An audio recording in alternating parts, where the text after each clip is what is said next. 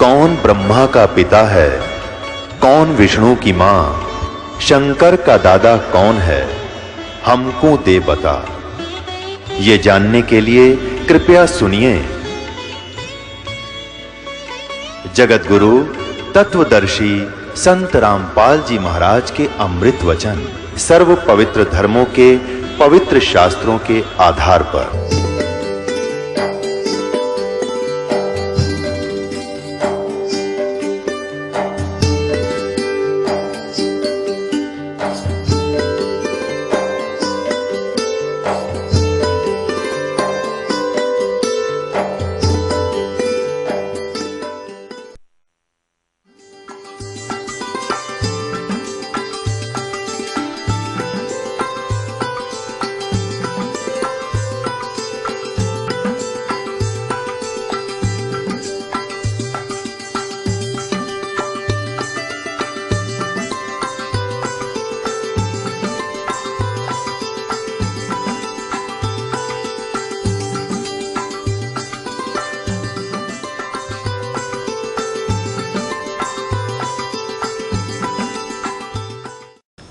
जिस वेद से, जिस ज्ञान से मैं मिलूं, मेरी प्राप्ति हो, जन्म मृत्यु का रोग कटे, तुम्हारा सतलोक में प्राप्त हो, वो विधि इन चारों वेदों में वर्णित नहीं है।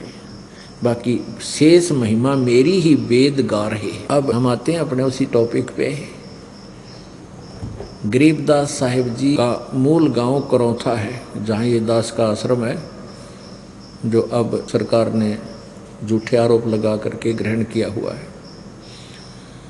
उस करौथा गांव के रहने वाले थे गरीबदास जी के पूर्वज, यानी गरीबदास जी के नानके हैं छुडानी में। और गरीबदास जी के कोई मामा जी नहीं थे, यानी उनकी माता जी का भाई नहीं था। जमीन बहुत गणी थी, लगभग 1450 एकड़, 2500 बड़े बीघे, इतनी जमीन थी। तो गरीबदास जी के पूज्य पिताजी श्री बलराम जी धनखड़ गांव करौथा के अपने ससुराल में घर जमाई बनकर रहा करते थे। विशेष आग्रह करने पर वो वहाँ गए थे छुडानी में, नहीं तो पहले शर्म मान्या करते, बहुत ही लज्जा वाले यानी इज्जतदार व्यक्ति होते थे, वो शर्म मान्या करते ससुराल में रहने के। लेकिन विशेष आग्रह से वहाँ रहने लग गए थे। वहाँ भी जाने के 12 वर्ष के बाद गरीबदास जी का जन्म हुआ था। जब 10 वर्ष के गरीबदास साहिब जी थे, अपने ही नाना जी की गौवें चरा रहे थे, यानी अपनी ही गौवों को चरा रहे थे। 100-150 गायें पहले रखा करते थे। जमीन ज़्यादा थी, वर्षा कम होती थी, खाने योग्य अन्न थोड़े स्थान पर होता था जो झील में होते थे, डहर होती थी, और ऊंचे थलियों पर, ऊंचे स्थानों पर वर्षा नहीं होती थी तो फसल नहीं बीजा करते, उनको चरागाह बना लिया करते थे। तो अपने ही चरागाहों में गांव कबलाना की सीमा के लगते हुए जो खेत थे, वहाँ गौएं चरा रहे थे। तो वहाँ परमात्मा सतलोक से चलकर गति करके आए थे। अपने विशेष भक्त, अपने वर्णीय भक्तों को, खास भक्तों को, श्रेष्ठ भक्तों में से अपने खास भक्त गरीबदास जी को जब वो 10 वर्ष की आयु में थे वहाँ मिले। शेष प्रकरण आपने सुन लिया कि परमात्मा ने एक लीला की, कंवारी गाय के ऊपर थपकी मार दी, उसमें से वो एक पात्र भर गया दूध का, तो बंद होगी। थन सतन जो के तो लंबे रहे, क्योंकि वो दूध उस कंवारी गाय के माध्यम से सतलोक से दूध आया और वो उन्होंने निकाला, पिया।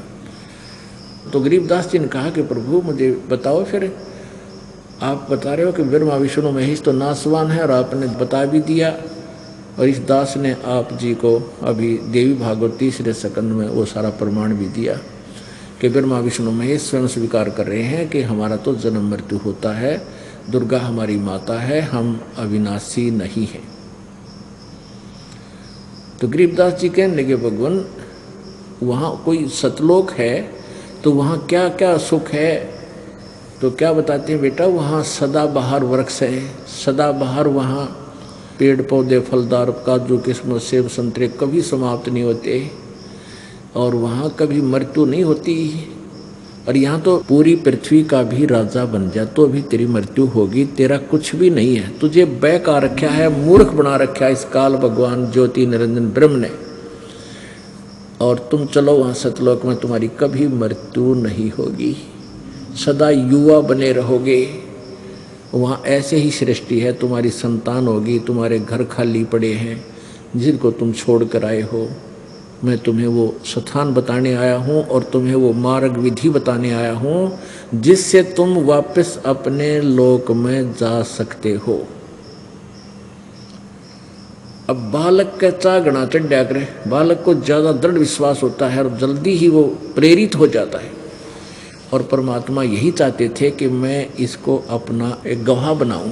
तो गरीबदास जी ने आग्रह किया, प्रभु क्या ऊपर सतलोक में सब सुख है और वहाँ आदमी रहते हैं? कहाँ बेटा, वहाँ व्यक्ति हैं, बहुत ज़्यादा हैं, तुम तो कुछ भी नहीं यहाँ पर। ये सारे ब्रह्मांडों में जितने भी प्राणी हैं ये सब वहीं से आए हैं और वो बहुत बड़ा लोक है, बहुत सुख है। वहाँ परम पिता परमात्मा पूर्ण ब्रह्म रहते हैं, वो साकार हैं, मनुष्य सदृश हैं, उनके शरीर में बहुत नूर है।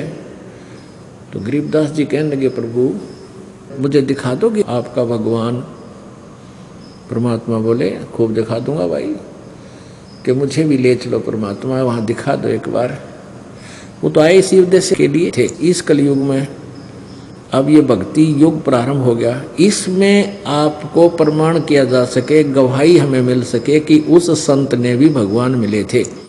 और जो वेदों में लक्षण हैं वो उस परमात्मा कबीर जी में लक्षण है जो वेदों में वर्णित है।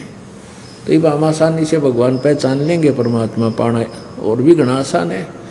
यदि ये अज्ञान ना फैला हुआ होता, ये दास आपको परमात्मा की महिमा सुनाता, 1-1.5 घंटे सत्संग करके, बाकी कहता ही भजन करो बैठ के बेटा। तो परमात्मा को परमात्मा सिद्ध करने के लिए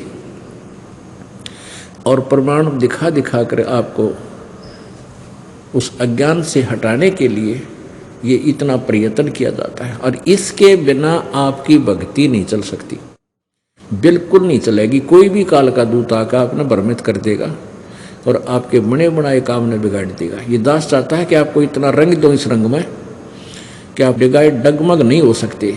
भक्ति से कम ज्यादा कर लेना पर डगमग नहीं होना चाहिए। तो इस प्रकार गरीबदास साहिब जी ने आग्रह किया, परमात्मा ने कहा कि चल बेटा तुझे सतलोक दिखाता हूँ। गरीबदास जी की आत्मा को साथ लेकर ऊपर चले, शरीर छोड़ दिया। ऊपर ब्रह्मा जी का लोक दिखाया, विष्णु जी की राजधानी दिखाई, शिव जी का लोक दिखाया, फिर एक कॉमन स्वर्ग नरक इकट्ठा ही है वो दिखाया, फिर सब लोकांतरों में घुमाते हुए महास्वर्ग दिखाया जिसमें नकली सतलोक, नकली अलखलोक, नकली अगमलोक, नामी लोक इस काल ने ये नकली बना रखे हैं एक ब्रह्मांड में धोखा देने के लिए। उनको पता है कि परमात्मा का संदेश वाहक आएगा ऊपर से और वो यहाँ सतलोक की जानकारी देगा। तो उससे पहले ये नकली संतों से सतलोक का डंडोरा पिटवा कर लाखों करोड़ों व्यक्तियों को गुमराह करवा देता है और दुर्गा से नकली ये सतलोक अलखलोक ये सब बनवा देता है। तो परमात्मा आकर के या उनके जैसे गरीबदास साहिब जी ने आकर के बताई थी, उसकी नकल करके इन नकली संतों ने परमात्मा कबीर जी का एक शब्द ले लिया, करने नो दीदार महल में प्यारा है। उसमें 32 कली है। उसके आधार से इन्होंने सतलोक तो सुन लिया और अगमलोक नामी लोक भी पढ़ लिया, लेकिन वहां जाने की विधि इनके पास है नहीं। तो उस ज्ञान का लाभ क्या हुआ?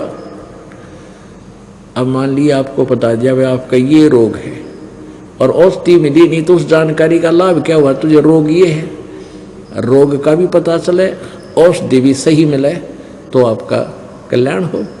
तो इन नकली संतों पंथों के पास दो तीन पंथ हैं, राधा स्वामी पंथ, धन धन को सतगुरु पंथ, ये जय गुरुदेव पंथ और ये ठाकुर सिंह वाला पंथ, ये सारे नकली पंथ है। इनमें नकली 5 नाम दिए जाते हैं, ये 5 नाम काल के। धन धन सतगुरु पंथ इसमें 5 की बजाय 3 कर दिए और तीनों पर्यायवाची शब्द हैं उस अविनाशी परमात्मा की महिमा के। अकाल मूर्त, शब्द स्वरूपी राम और सतपुरुष। अकाल मूर्त का अर्थ है जिस परमात्मा की मूर्ति यानी साकार शरीर का कभी नाश ना हो, कभी काल ना आवे। अकाल मूर्त मीन अविनाशी परमात्मा। और शब्द स्वरूपी राम, शब्द कभी नष्ट नहीं होता। शब्द इसलिए मालिक की अविनाशी परिभाषा को ही सिद्ध करता है। शब्द स्वरूपी यानी अविनाशी परमात्मा, राम कहो परमात्मा कहो। और फिर सतपुरुष, पुरुष माने परमात्मा, सत माने अविनाशी, अविनाशी परमात्मा। अब ये तो वो रटना होगी, जल पानी नीर, जल पानी नीर, जल पानी नीर करते रहो सारी उम्र, कदे भी ना मिला जल पानी नीर। जल कहो चाहे पानी कहो चाहे नीर कहो, वो मिले कैसेगा? ऐसी रटना से नहीं, उसकी विधि अलग है। जैसे हैंड पंप लाओ, पाइप लाओ, फिर बोकी मारो और फिर वो बोकी वहां तक पहुंचे, फिर हैंड पंप लगा के फिर वो जल पानी नीर निकालो। जल कहो चाहे पानी, वो तरीका और है। उस अमर पुरुष, सतपुरुष, उस अकाल मूर्त को पाने की विधि इस दास के पास है। इन 3 नामों का बार बार गुणगान करने से कुछ नहीं मिलेगा। ऐसे ये 5 नाम देते हैं, राधा स्वामी वाले, जय गुरुदेव वाले, वो एक ही कुएं का पानी है ये सारा। वैसे धन धन सतगुरु पंथ, सच्चा सौदा, सरसा वाला, जगमान वाली वाला, और ये ठाकुर सिंह का पंथ, और ये राधा स्वामी पंथ दिल्ली में है जो कृपाल सिंह जी वाला मिशन है। ये सारे एक कुएं का पानी, ये 5 नाम देते हैं। और वो 3 नाम बदल दिए, वो भी उसी ज्ञान पर आधारित है जो शिवदयाल जी का मूल ज्ञान है। और शिवदयाल जी ने कह का भी नहीं पता, अध्यात्म ज्ञान का कति कह का भी नहीं मेरा। शिवदयाल जी को राधा स्वामी पंथ के प्रवर्तक कहलाते हैं, आगरा वाले। अपने आत्मा ये दास इसलिए बुरा लग गया है कि मैं सच्ची कहता हूँ, और सच्ची कहना स्वीकार्य होता नहीं, पर हो जाएगा उसका बेड़ा पार है। अब जिसने यह सच्चाई सहन होगी और अपने सदग्रंथ दोबारा देख लेंगे तो उनका कल्याण हो जाएगा। अब जैसे नकली डॉक्टर होता है ना, वो नकली काम कराया करे। जैसे एक भगत का मारा चोट लग गई थी, काफ़ी साल पहले की बात है, एक बूढ़ा सा रहा करता, तो एक नकली डॉक्टर दौरा जाता, वो जाते बूढ़ा कहता है मर गया। वो बूढ़ा हाथ आदमी था जिसके चोट लगी, हाय मर गया। वो छेड़ता तो क्या करता, पट्टी तारी, वैसे ही दवाई डाली, पट्टी नौ की नौ बांध के भेज देते। 1 महीना हो गया, उसका कोई आराम नहीं। तो एक डॉक्टर आ गया कुदरती हमारे आश्रम को देखने के लिए। वो बोला बुढ़े क्या हो गया जी, इसके ऐसे पैर में दर्द, 1 महीना हो गया, चोट लग रही है, ठीक नहीं है। उसने देखा रहे तो बांस उठ रही है, पट्टी ठीक नहीं कर रखी। उसने उसी समय सारी दवाई घर से जाके लाया और एकदम पट्टी पाड़ के, क्योंकि दर्द हुआ था, वो पाड़न नहीं दिया था, वो ऊपर दवाई लाकर चेप दे था।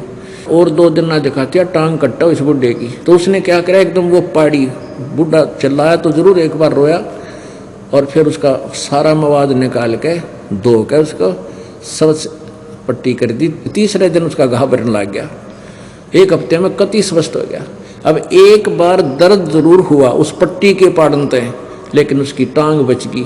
ऐसे पुण्यात्माओं, ये दास आपकी ये पट्टी पाड़ रहा है जो इन्होंने नकली दवाई ला के और तुम्हें मीठी गोली दे के जख्म बना दिए, तुम्हारे जीवन को नष्ट कर दिया इन नकली संतों ने।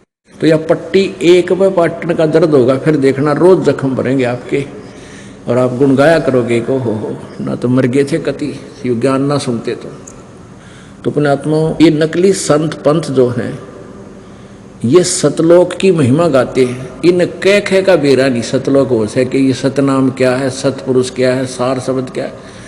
अब एक ही समझदार को एक संकेत बहुत होता है, और किसी ने सामान खरीदना है तो एक बोरी में एक परखी मार के, परखी होती है एक लोहे की आगे से पैनी सी, बीच में थोड़ी सी पाइप मुड़ी हुई, उसको बोरी में घुसो देता है सौदा करने वाला सौदागर।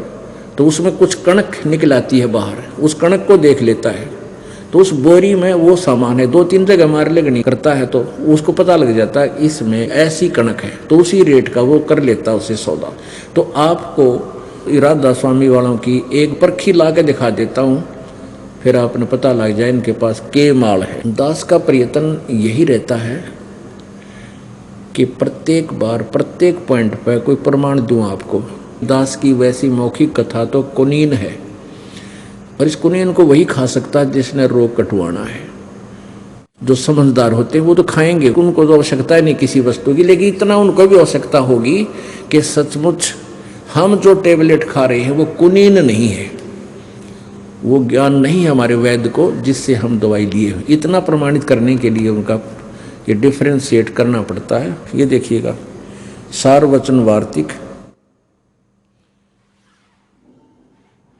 यहाँ देखो, सार वचन राधा स्वामी वार्तिक, हजूर स्वामी जी महाराज, राधा स्वामी सत्संग व्यास। प्रकाशक हैं जगदीश चंद्र सेठी, सेक्रेटरी राधा स्वामी सत्संग व्यास, डेरा बाबा जयमल सिंह, पंजाब। ये कहाँ से छपी है? पब्लिश्ड बाई ये सेक्रेटरी, और ये नीचे printed in India by Lakshmi offset printers, Delhi से। ये भूमिका में देखना क्या लिखा है इन्होंने। सारवचन राधा स्वामी वार्तिक हजूर स्वामी जी महाराज के वचनों का संग्रह है। ये वचन सत्संगों तथा अन्य चर्चाओं के दौरान सत्संगियों ने नोट किए थे। स्वामी जी महाराज के परम धाम सिधारने के कुछ वर्ष बाद इनका संग्रह करके पुस्तक रूप में छपवाया गया। सन 1902 में बाबा जयमल सिंह जी महाराज ने सारवचन राधा स्वामी वार्तिक को पहली बार गुरमुखी लिपि में छपवाया।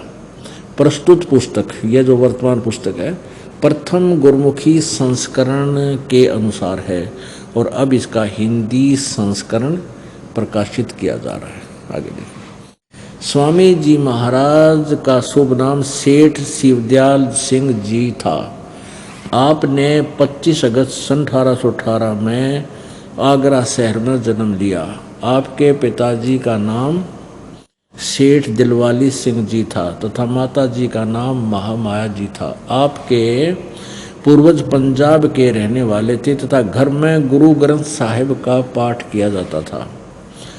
आपके माता पिता हाथरस के प्रसिद्ध संत तुलसी साहिब के भगत थे। स्वामी जी ने भी, यानी शिवदयाल जी राधा स्वामी पंथ के प्रवर्तक ने भी, स्वामी जी महाराज ने भी तुलसी साहिब की काफ़ी संगति की थी।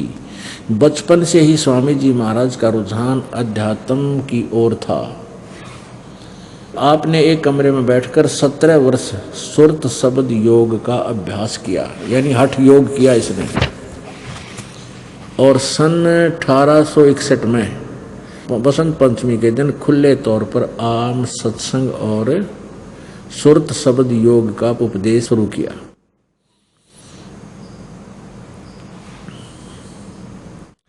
ये जो पुस्तक हम पढ़ रहे हैं, ये सत्संग वचन है शिवदयाल जी महाराज, फाउंडर ऑफ राधा स्वामी पंथ। और इस राधा स्वामी पंथ से ही धन धन सतगुरु, सच्चा सौदा, सिरसा और जगमाल वाली 2 पंथ अलग से बने हुए हैं, उसी से निकले हुए। क्योंकि बाबा जयमल सिंह जी का उत्तराधिकारी संत थे बाबा सावन सिंह जी। बाबा सावन सिंह जी के शिष्य थे बिलोचिस्तानी सामस्ताना जी, जिनका नाम श्री खेमामल जी था। और उन्होंने सिरसा में आकर के अपना अलग से ये स्थान बनाकर वहाँ प्रचार शुरू कर दिया। और आप ही ये नामदान करने लगे। आगे आके वो 5 नाम भी छोड़ दिए, 3 नाम देने लगे। सावन सिंह जी उनके गुरुजी थे। और सावन सिंह जी के ही चेले थे कृपाल सिंह जी, तो दिल्ली में आकर के उन्होंने अलग से राधा स्वामी पंथ का डोल पीट दिया। पता कह भी कोई नहीं इनको। जब शिवदयाल जी को ज्ञान नहीं था, इनको ज्ञान कहाँ से होगा? अंडरस्टूड है। अगर हमारे कबीर साहब जी के ज्ञान कोई फेल कर देता है तो हमें ज्ञान कहाँ से आया? कबीर साहब क्या अनुयायी बने बैठे। तो कबीर जी का ज्ञान फाइनल ओके है, तो हमारा ज्ञान वही है जो कबीर जी वाला है। तो इसलिए हमारा ज्ञान सही है, क्योंकि हमारा कबीर जी का ज्ञान वेदों ने समर्थन किया है, उनकी महिमा वेदों ने गाई है। तो अब शिवदयाल जी को कितना ज्ञान था इसको देख लो, फिर पता लग जाएगा। इनको कह पता नहीं था सतलोक और सचखंड का। ये काल के द्वारा प्रेरित पंथ है, सारा काल साधना है और सभी काल के जाल में पक्की तरह जकड़ रखे हैं। अब सुनने को तैयार नहीं श्रद्धालु, क्योंकि 2-3 पीढ़ी बीत गई, परंपरा सी पड़ गई। जैसे हम सालासर या बाबा श्याम जी ने पूजा करते, अब वो छोड़नी मुश्किल हो रही है, वो छोड़नी पड़ेगी। ये साधना ग्रहण करनी पड़ेगी यदि कल्याण चाहते हो। दास कोई आपका शत्रु नहीं, विशेष मित्र समझ लेना। और सभी गाली दे रहे हैं, मुझे बुरा बता रहे हैं, क्योंकि बुरा न्यों बता रहे हैं जो पैतर हैं या आचार्य हैं, गुरु हैं, उनको पता लग गया कि तुम फेल हो लिए, तो वो अपने अनुयायियों को कहते हैं वो झूठ बोलता है रामपाल, वो तो झूठा है, उसकी बातें मत सुनना। उनका तो उद्देश्य है जनता को काल के जाल में फंसा के रखना, वो तो पक्के दूत हैं। नहीं तो सामने प्रत्यक्ष प्रमाण आपका दिखा रहा हूँ, मान लेना चाहिए, इन गुरुओं को भी मानना चाहिए, इन परिचरों को भी मानना चाहिए। नहीं महापाप के भागी बनेंगे, इस दुनिया को भोली आत्माओं को काल के मुंह में डाल के इसे निकालना परम कर्तव्य है, और परमात्मा इसको सफल करेंगे, क्योंकि उन्होंने पहले ही कहा था कि इस समय आने पर हम कलयुग की जो बिचली पीढ़ी होगी उस समय इस पूरे विश्व में इस सत्य ज्ञान को फैलाएंगे। और परमात्मा ने कहा कि उस समय सभी आत्माएं पहचानेंगी अपने भगवान को और तुरंत ग्रहण करेंगी, क्यों सब बुद्धिमान और शिक्षित होंगे, सद्ग्रंथ सामने होंगे, स्वयं पढ़ेंगे और समझेंगे और निकलेंगे काल के जाल से। अब देखो, अब राधा स्वामी दयाल की दया, ये वही पुस्तक चल रही है सारवचन वार्तिक, व्यास से छपी हुई। राधा स्वामी दयाल की दया, राधा स्वामी सहाय, खुलासा उपदेश हजूर राधा स्वामी साहब का, यानी शिवदयाल जी को राधा स्वामी कहने लगे भी है। यहाँ देखो, सिर्फ काम इतना है कि इंसान यानी मनुष्य अपनी सूरत यानी रूह को उसके खजाने निकास यानी मुकाम सतनाम और राधा स्वामी में।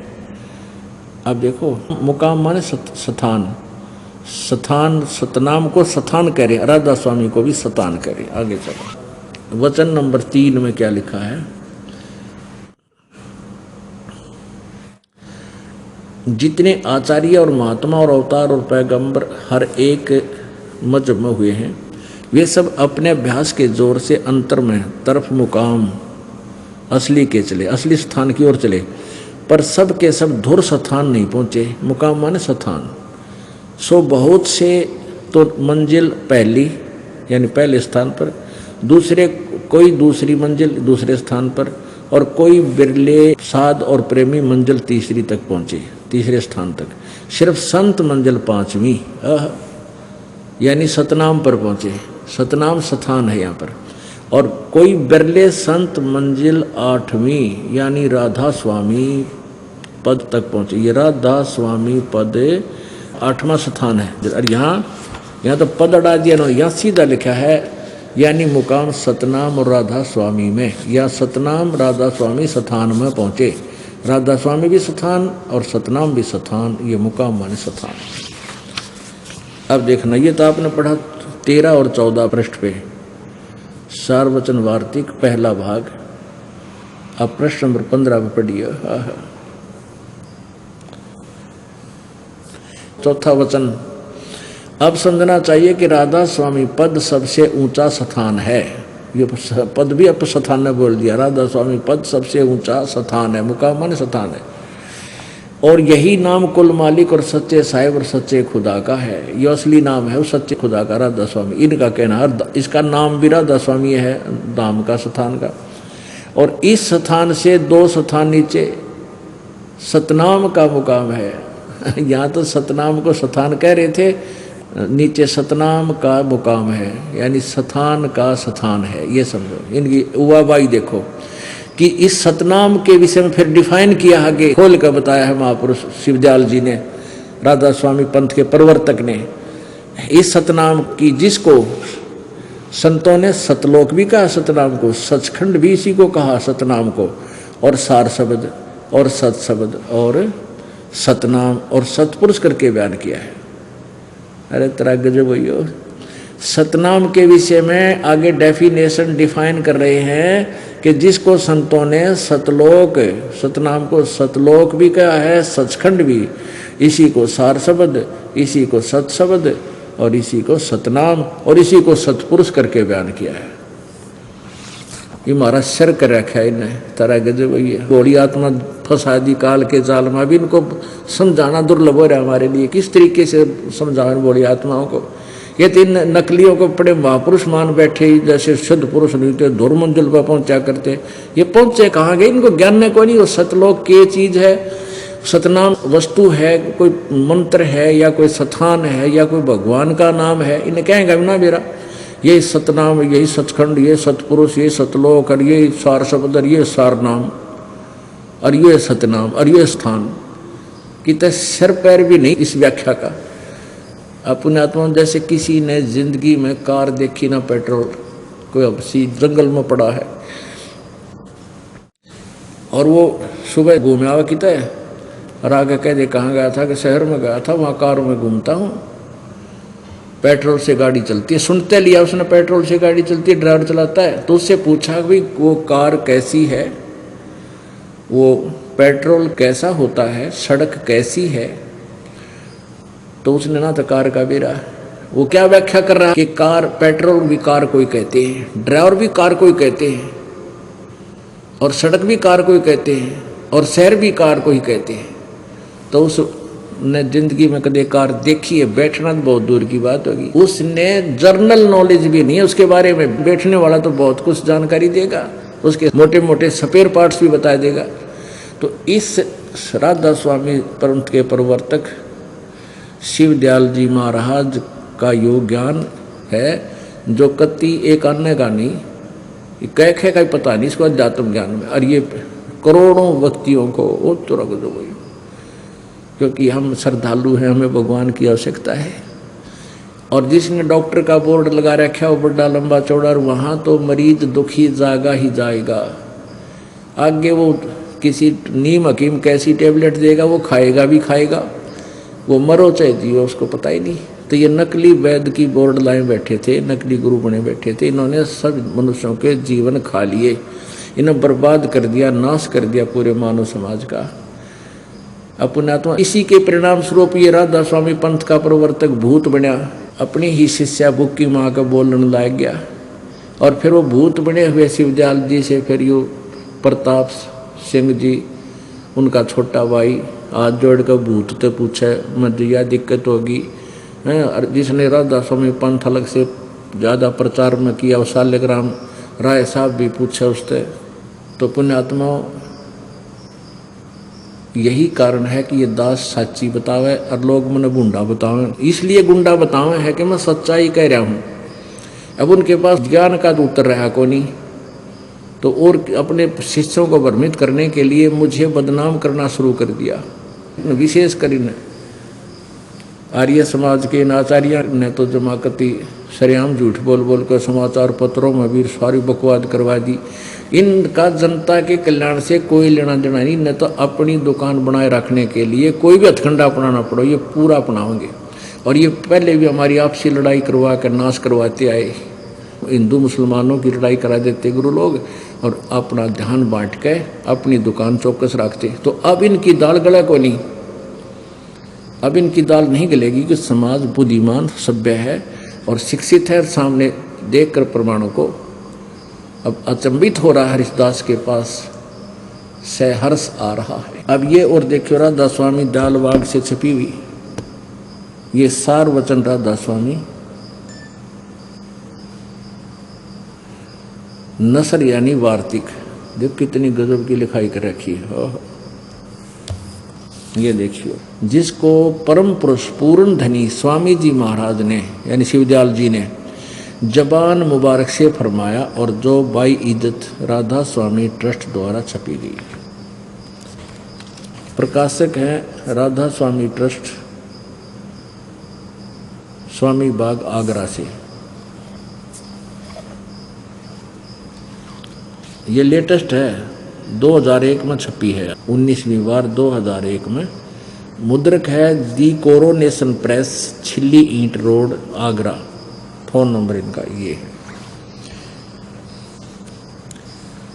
अब राधा स्वामी दयाल की दया, राधा स्वामी सहाय, खुलासा उपदेश हजूर राधा स्वामी साहब का वचन, यह जगत नाशवान है। ये यहाँ से वचन सुनोगे इनके।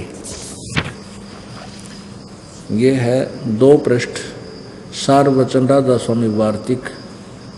ये पहला भाग है, भाग 1। यहाँ देखना, ये एक वचन। अब इस एक वचन के लास्ट में लिखा है, सिर्फ काम इतना है कि इंसान यानी मनुष्य अपनी सूरत यानी रूह को उसके खजाने और निकास यानी मुकाम सतनाम राधा स्वामी में पहुंचा। अक्षर का भी अंतर नहीं है, जो कहता हूँ लिखा। मुकाम माने स्थान, यहाँ सतनाम को ये स्थान बोल रही है। आगे देखो अब वचन नंबर 3, जितने आचार्य और महात्मा और अवतार और पैगंबर हर एक मजहब में हुए, वे सब अपने अभ्यास के जोर से अंतर में तरफ मुकाम असली के चले, पर सब के सब धुर स्थान तक नहीं पहुँचे। सो बहुत से मंजिल पहली, मंजिल माने यहाँ देखो 1 नंबर है, या नीचे अनुवाद भी करके, मंजिल माने स्थान। तो दास ये सिद्ध करना चाहता है कि ये जो क्या बोल रहे हैं, पहुँचे तक नहीं पहुँचे। बहुत से तो मंजिल यानी स्थान पहली पर, मंजिल माने स्थान, और कोई दूसरी मंजिल पर, कोई बिरले साध और प्रेमी मंजिल तीसरी यानी तीसरे स्थान तक पहुँचे, और सिर्फ संत मंजिल पाँचवें स्थान यानी सतनाम पर पहुँचे। 5वीं मंजिल कहो, 5वां स्थान कहो, सतनाम पर पहुँचे। और बिरले संत मंजिल 8वीं यानी राधा स्वामी पद तक पहुँचे। ये मंजिल माने स्थान, राधा स्वामी पद को भी स्थान का है। आगे देखो अब 4 नंबर पर, 4 नंबर वचन में क्या बोला है, प्रश्न नंबर 5 पे।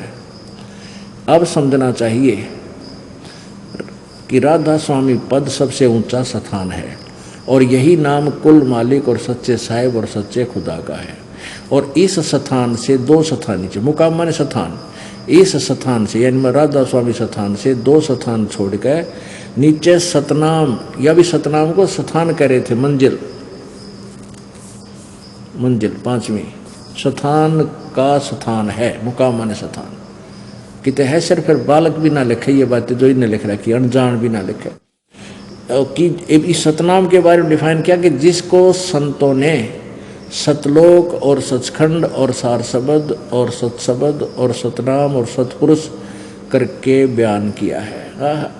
इस सतनाम के ऊपर गाटा जोड़ा भी ना, सतनाम को डिफाइन करने लगे ये महापुरुष शिवदयाल जी, कि जिसको संतों ने, सतनाम मुकाम है जिसको संतों ने सतलोक, सचखंड, सार शब्द और सतशब्द और सतनाम और सतपुरुष करके बयान किया है।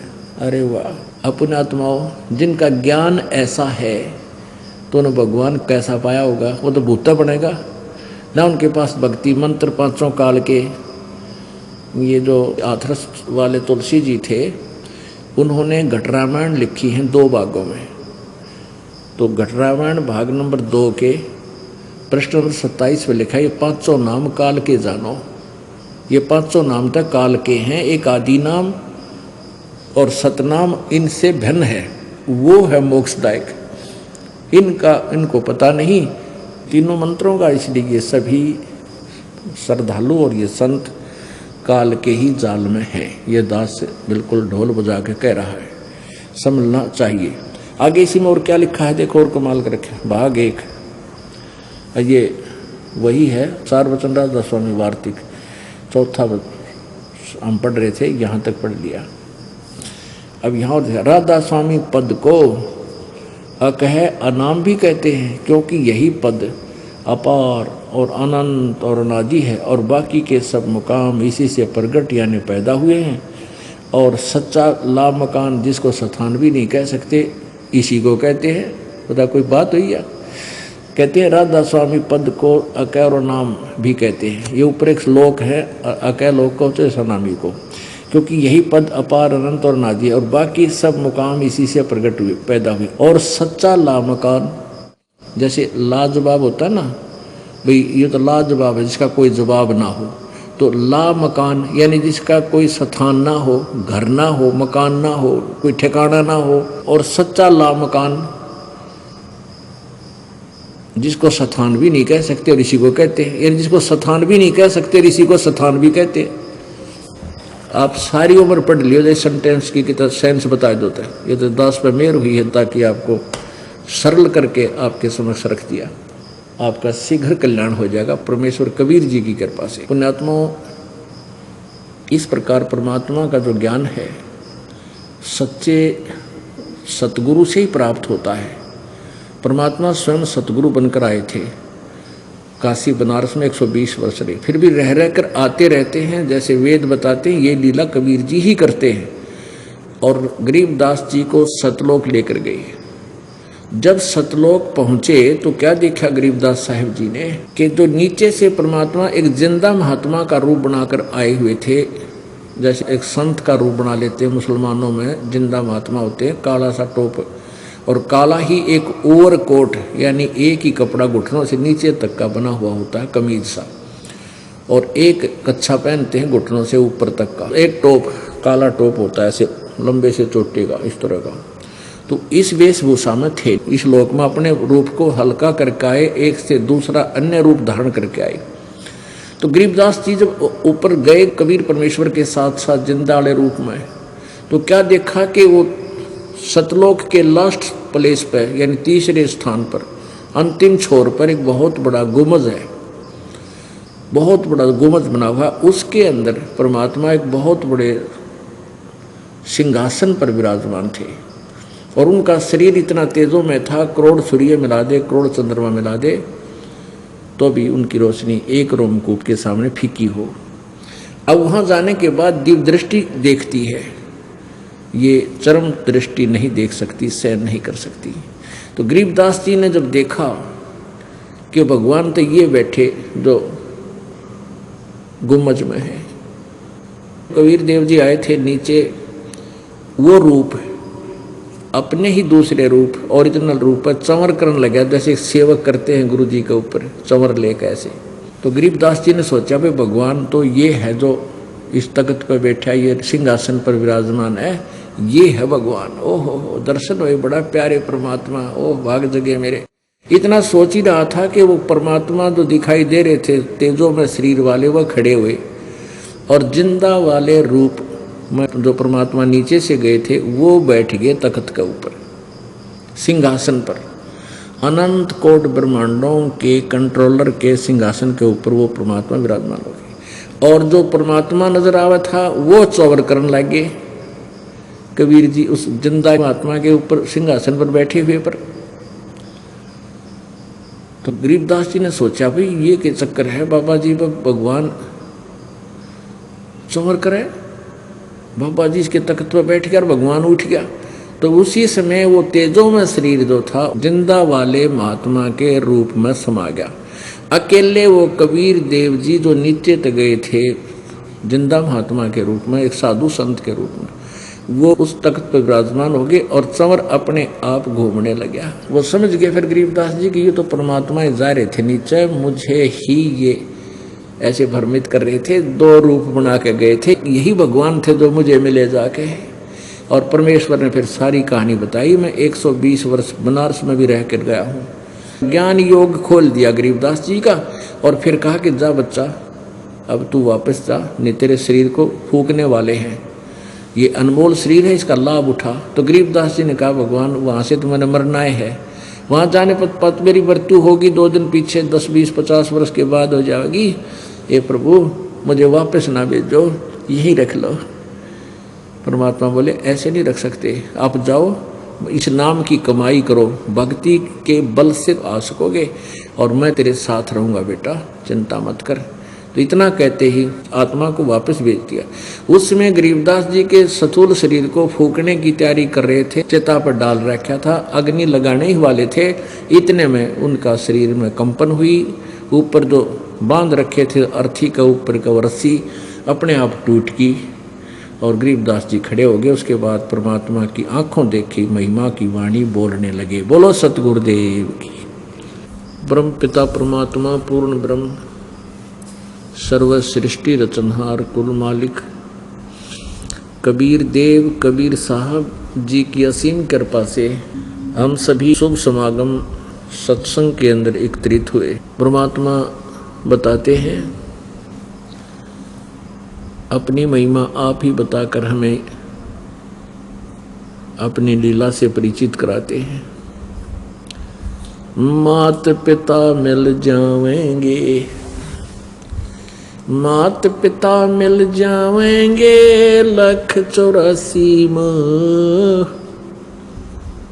सतगुरु सेवा और बंदगी भाई फेर मिलन की ना।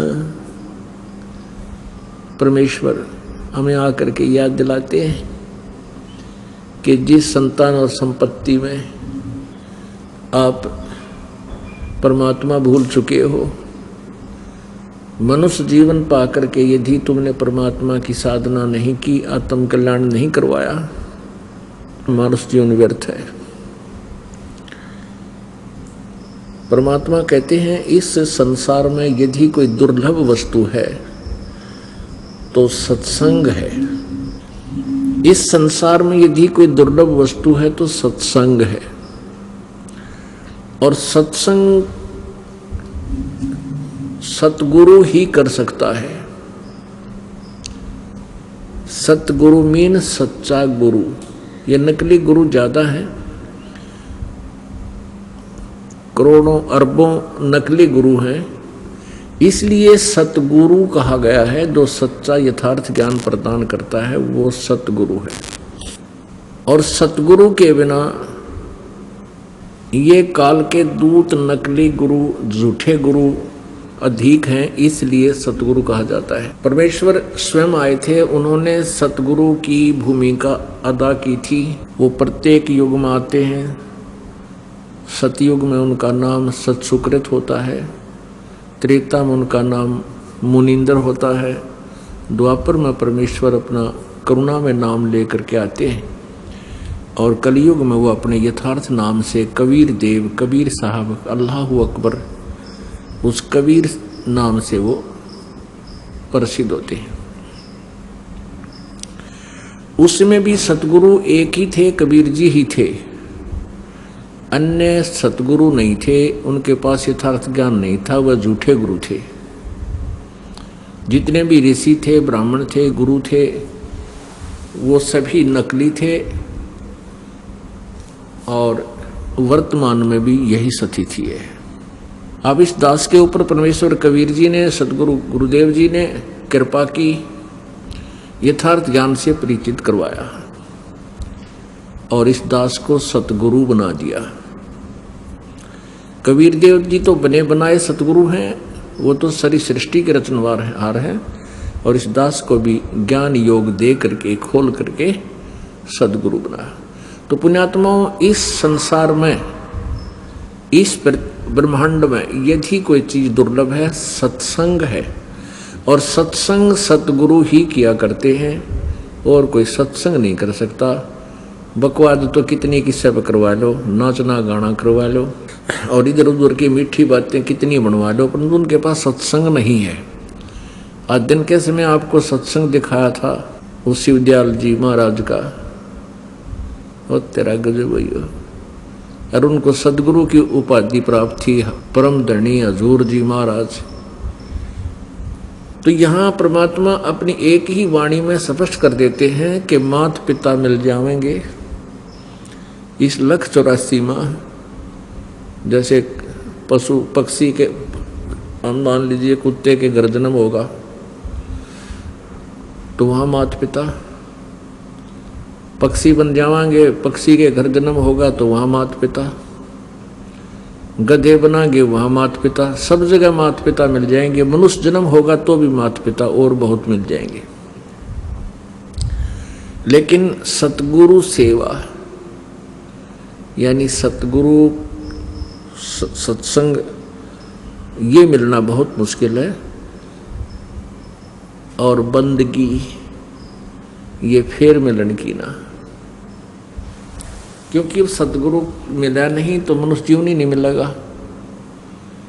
मनुष्य जीवन मिला तो फिर वो नकली गुरु बहुत घने पनप जाएंगे।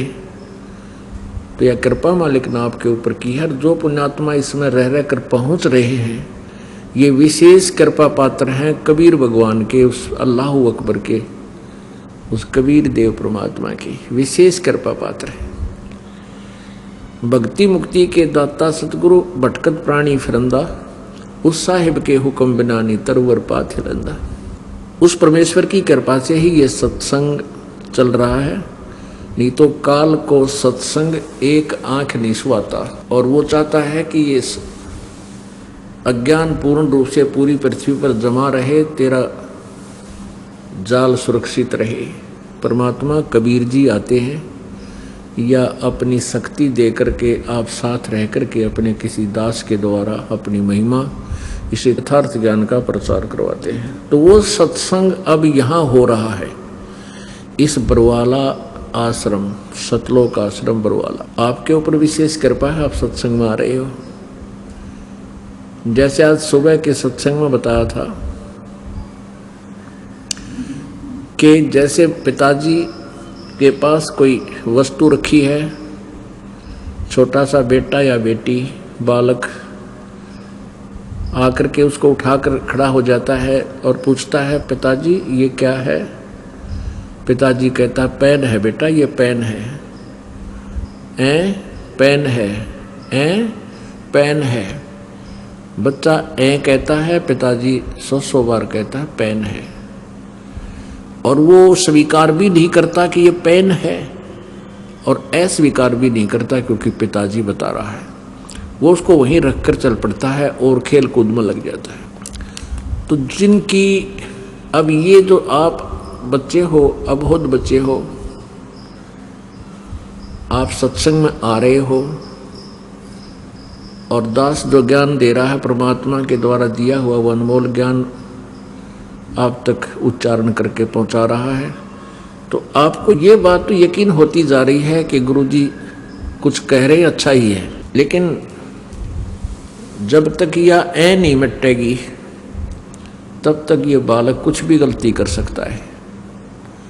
जैसे वो बच्चे को पेन का पूरा ज्ञान नहीं तो उसको अन्य वस्तुओं का भी ज्ञान नहीं। तो वो जैसे कहीं कोई सर्प है, उस सर्प को भी पकड़ देगा, वो उसको डस देगा, मृत्यु को प्राप्त हो जाएगा। और वो किसी बिजली के स्पार्किंग कर रहे तार को भी अच्छी वस्तु जानकर कैच कर लेगा, पकड़ेगा, वहाँ उसको भी डेंजर खतरा हो सकता है। तो ये जो है, इस काल ने इतना आपको अज्ञानी बना दिया भक्ति मार्ग में, काल के दूता ने उल्टा ज्ञान भर दिया आपके अंदर। अब ये यथार्थ ज्ञान जब आपको सुनाया जाता है, आप पुण्य आत्मा है, उपदेश भी ले लिया है, और दास बार बार ये कहता है कि ये लोक पर आपका नहीं है, ये बच्चे संतान संपत्ति आपकी नहीं है। तो आप सुन भी रहे हो और आप अविश्वास भी नहीं कर रहे हो, क्योंकि परमात्मा की बताई हुई वाणी है। परमात्मा क्या बताते हैं, काया तेरी है नहीं, माया कहाँ से हो, चरण कमल में ध्यान रखो, इन दोनों को खो। जब तेरी काया ही नहीं है तो ये संतान और संपत्ति तेरी कैसे हो जाएगी? बोले आदमी, कुछ विचार कर। लेकिन इस बात को आप सुनते भी हैं और बार बार सुनते हो, लेकिन वह ना मिट्टी है, वह नहीं मिट्टी है आपकी। सुनते भी हो और असत भी नहीं मान रहे हो। तो उस को मिटाने के लिए आपको रह रहकर सत्संग में बुलाया जाता है, और जब तक आपकी नहीं मिटेगी आप कभी भी मार खा सकते हो। उसके लिए परमात्मा हमें रह रहकर बताते हैं। उसके लिए हमने परमेश्वर की उस अमृत वाणी को आधार बनाना पड़ेगा कि संसार आपका मूल ठिकाना नहीं है। परमात्मा हमें क्या बताते हैं, जैसे मोती ओस का ऐसी तेरी आवे, गरीब दास कर बंदगी बहुर न ऐसा दावे, आगे गए ना बावड़े रहते भी सब जान, बिन परमेश्वर की बंदगी कहीं ठोड़ ठिकाना ना। हमारे जो पहले पूर्वज थे वो चले गए, उन्होंने आकर के हमें कुछ नहीं बता पाए कि हम वहाँ दुखी हैं या सुखी हैं, कहाँ गए, और शेष हैं ये भी चले जाएंगे। अब परमात्मा ने आकर बताया है कि बिन परमेश्वर की बंदगी की ठौर ठिकाना ना। जैसे आज आपके पास पूरी संपत्ति है, अच्छे संतान है, खूब बढ़िया सर्विस है, या कोई बिजनेस व्यवसाय है आपका, या कोई भी धंधा आप ठीक कर रहे हो, और पुण्यात्माओं एक सेकंड में मृत्यु हो जा, आपके कैसे हुए? ये आपके तो थे ही नहीं। आप कहते भूल लाग गई थी, एक मेरे हैं, मेरे होते तो रहते यहाँ पर, हम जा नहीं सकते, नहीं जाते, कैसे छोड़ जाते अपनों को। तो काल ने हमें या भूल भुलैया में उलझा रखा है। इस भूल भुलैया को समझाने के लिए परमात्मा रह रहकर हमें ज्ञान देते हैं और क्या याद दिलाते हैं, मन तू सुख के सागर बसरे, भाई और ना ऐसा यसरे। परमात्मा कहते हैं 3 लोक का राज जय कोई जीव को देवे, 3 लोक का राज जय कोई जीव को दे, और लाख बधाई के करज नहीं नाम तेने। यदि इस व्यक्ति प्राणी, इस मनुष्य को, इस जीव को 3 लोक का राज्य भी दे दिया जाए तो कहते हैं लाख बधाई क्या कर रहा है। अगर परमात्मा की भक्ति नहीं है तो फिर जीव का जीव अर्थात अपने पुण्यों को समाप्त करके तो फिर वहीं यही 84 लाख योनियों में सैर सपट्टे कर रहा हुआ, कितना कुत्ता बन गए, कितना गधा बन गए, या अन्य पशु पक्षियों की योनियों में। मन तो सुख के सागर बसरे, भाई और ना ऐसा यसरे। भाई सर्व सोने की लंका होती और रावण से रणधीरम, एक पलक में राज बिराजी जम के पड़े जजीरम। अब परमात्मा में क्या याद दिलाते हैं कि इतना तो धनी तू हो भी नहीं सकता जितना तू प्रयत्न कर रहा है, और जितनी आपकी सोच है बगैर ज्ञान के कि इतना कोठी बना दूं, ऐसा बना लूं, सभी का प्रयत्न है मैं घना धनी हो जाऊं। और धनी उतना ही हो पाता है जितना वो सोचता उससे कम ही रह जाता है, क्योंकि जैसा भी आपका प्रारब्ध में लिखा हुआ वही आपको मिल रहा है और वही मिलेगा जब तक आप पूर्ण परमात्मा कबीर देव परम अक्षर ब्रह्म की शरण में इस दास के माध्यम से नहीं आओगे। तब तक आपको प्रारब्ध ही मिलेगा, चाहे आपके पिछले संस्कारों से आप कितने ही, चाहे पूरी पृथ्वी के राजा भी बन जाओगे, लेकिन अन्य जो प्राणी हैं वो कितना प्रयत्न कर लो उनके भाग्य से अधिक नहीं मिलेगा। भाग्य से अधिक प्राप्त करने के लिए इधर उधर के हाथ पर मारोगे तो फिर आपके पाप कर्म बढ़ जाएंगे और वो पैसा नहीं रहेगा। वो जो पैसा आपके भाग्य में नहीं है और आपने इधर उधर से चोरी ठगी मिलावट 2 नंबर का काम रिश्वत वगैरह करके डाके मार के वो ले भी लिया, वो पैसा नहीं रहेगा, ये गारंटीड बात है। और वो पाप जो के तो रह जाएंगे जो उस पैसे को इकट्ठा करने में आपने किए, उनको भोगने के लिए आपके पास फिर बहुत ज़्यादा कष्ट होगा। किसी का गधा बनेगा, कभी किसी का बैल बनेगा, फिर वो पूरे करने पड़ेंगे। और परमात्मा कबीर जी की शरण में आने के बाद आपको आपकी किस्मत से अधिक देगा भगवान, आपके भाग्य से अधिक देगा। उसके हाथ में कलम है मालिक के में, लेकिन वो देवेगा कैसे, जब आपकी सच्ची श्रद्धा परमात्मा में बन जाएगी। तो परमेश्वर क्या बताना चाहते हैं, मान लीजिए तेरे प्रारब्ध में सुख है, जैसे रावण के पास पूरी सोने की लंका थी, सर्व सोने की लंका थी, वह रावण से रणधीरम, यानी एक योद्धा सूरवीर भी था रावण, और एक पलक में राज बिराजी फिर काल के पड़े तजीरम।